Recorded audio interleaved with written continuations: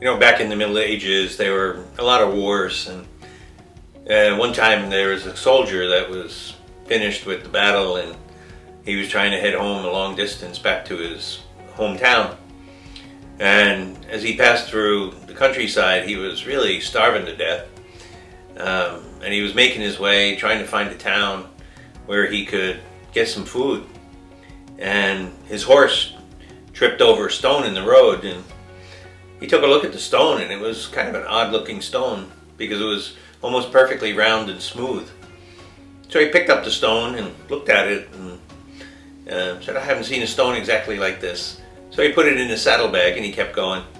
And he went on and on. Finally found a town. And back in those days there weren't too many fast food joints. There was no place to eat, no restaurants. So he had to go from door to door asking for food. And every place he went, people said, "I don't really have anything to give you because the harvest was really bad and I don't have much." He knocked on the next door, got the same story. Another guy said, "It rained so much this year it destroyed my crops. And we don't have enough for the winter to get through ourselves." And after knocking on a number of doors, he was on the point of giving up when he got an idea. He went to the center of the town and called out to everyone, "Come here, come here." And people started to gather because he was a soldier and he was armed and respected. And he says, "I've got great news for you. You're very fortunate that I've come to your town because I have this magic stone. And this magic stone is going to be able to feed us all. I know many of you don't have much food, but anyone who uses this magic stone will have enough to eat." He says, "Now, so bring me a big pot filled with water." And somebody went and got a big, huge cauldron and filled it with water. So he put the stone in the water. And he said, "Okay, let's get some wood now and let's heat up the water." And somebody ran and got some wood, and they lit the fire and started heating it up. And he said, "Well, this stone soup is really good if there's a little salt and pepper." And so the little kid went home and got some salt and pepper and brought it back. So then the soldier, as it was heating up and starting to boil, he tasted it and he says, "When I've made stone soup before, it always tastes better if there's some cabbage." And so somebody ran off to home and found some cabbage. And then he said, "You know, it's always better if it's got some carrots as well."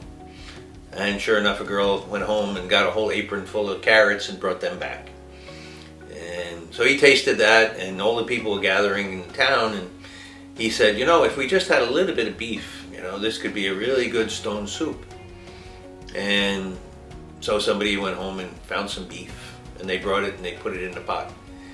And soon enough, they had stone soup, and people brought bowls and spoons, and some person brought some cider, another person brought water, another person found some bread, and the whole town started to have a feast.